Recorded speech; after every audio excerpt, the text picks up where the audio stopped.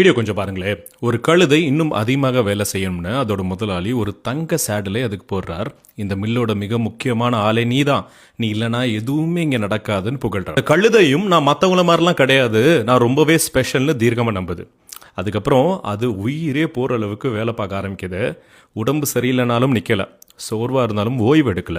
ஏன்னா நான் இன்னும் எல்லாமே நின்றுரும்னு அது நம்புது. ஆனால் ஒரு நாள் அதிக உழைப்பால் ரத்தம் கக்கி கீழே விழுந்துடுச்சு. இப்போ அந்த எஜமான் அதை காப்பாற்றலை.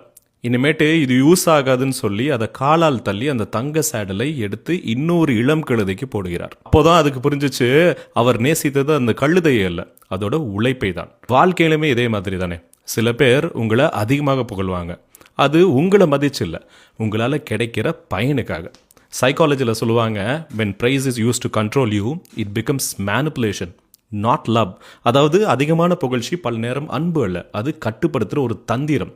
ஸோ உங்களை யாராவது ரொம்ப அதிகமாக புகழ்கிறாங்கன்னா ஒரு நிமிஷம் யோசிச்சு பாருங்க, அது அன்பா இல்லை உங்கள் உழைப்பை பிழிகிற தந்திரமான. இது போல் இன்னும் நிறைய ஹிடன் சைக்காலஜி ஸ்டோரிஸ் வேணும்னா என்னை ஃபாலோ பண்ணிவிட்டு இந்த வீடியோவை உங்கள் ஃப்ரெண்ட்ஸ் அண்ட் ஃபேமிலி கூட நிறைய ஷேர் பண்ணுங்கள்.